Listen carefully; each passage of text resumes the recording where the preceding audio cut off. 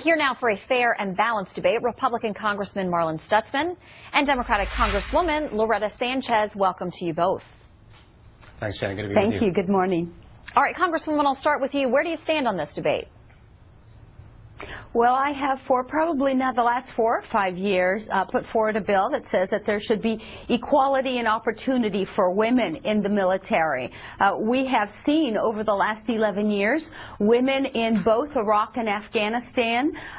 In many cases, there is no front line in these battles, and they've proven themselves worthy of being there. They've been in combat, and yet they haven't received the recognition for it. And when you're a commander and you need to get a mission done, what we've seen in Iraq and Afghanistan is that they have chosen the best soldier or the best Marine that they needed in whatever position they had. In some cases, that has been women. And so they've got the experience now, and they're the ones that are saying, hey, you know, let me choose who I need in that unit to get the mission done. And this will allow that. It's been happening, but this will allow it to be more open and more even. Congressman Stutzman, where are you?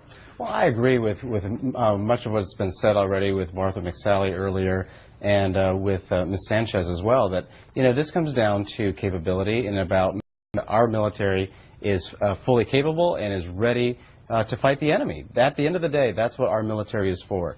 And in many cases, we do have women already on the front line. You know, the lines are blurred in a lot of cases. I mean, when you're driving down the road in Afghanistan, you may all of a sudden fall in the front line. And so I think it's very important that we give all of our soldiers, men or women, the ability, the tools that they need to be able to fight the enemy. And I guess what's surprising about this is that it's already happening in so many cases, that why the president is bringing this forward and talking about it rather than talking about a lot of the other important domestic issues is interesting and kind of surprising. All right, while I've got you, I'll keep you on another topic that we have that we want both of you to be able to address as well. We've just gotten word that President Morsi in Egypt is going to address the nation tonight. This week there's been some controversy over the fact that we are now sending F-16s over under a deal that was made with then President Hosni Mubarak back in 2010. Is that our best move right now? Well, you know, again, I mean, this is confusing in a lot of ways from what the president's agenda is. What is the president's goal in the Middle East? What's the president's goals throughout the world with the fight on terrorism? And I think that there are so many mixed messages that it's hard to understand what is the strategy here. How are we going to control terrorism, whether it's in Afghanistan, whether it's in Middle East, whether it's in Iran, and to, you know, to be sending F-16s into the Middle East at this time, again, sends a message: are we going to lead, or are we going to lead from behind?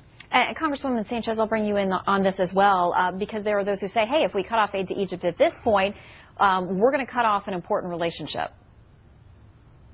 Well, this is just not about aid. This is about some very sophisticated military weapon systems in the hands of a government at this particular point that we're not really sure of how effective they are going to be. I mean, part of it is also the Congress's fault. It's not just the president, you know, following through on what was in place for Egypt before. It's also the Congress we haven't sat down because we've been looking at domestic issues. We haven't spoken to each other. We haven't discussed what is really happening in Egypt. How can we be more effective? Is this the leader that we can work with? In some cases, he has helped us. In some cases, he's been pretty laissez-faire about issues going on.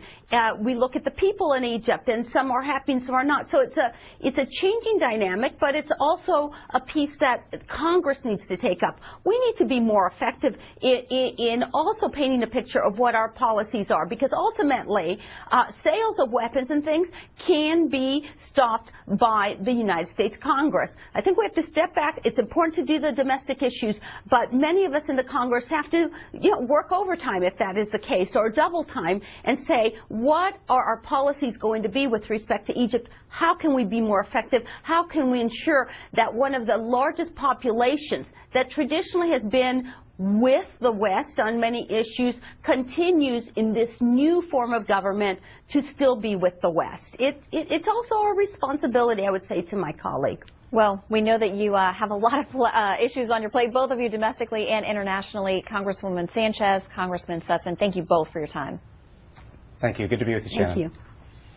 Well, as you just heard in that debate, some lawmakers say the U.S. shouldn't be honoring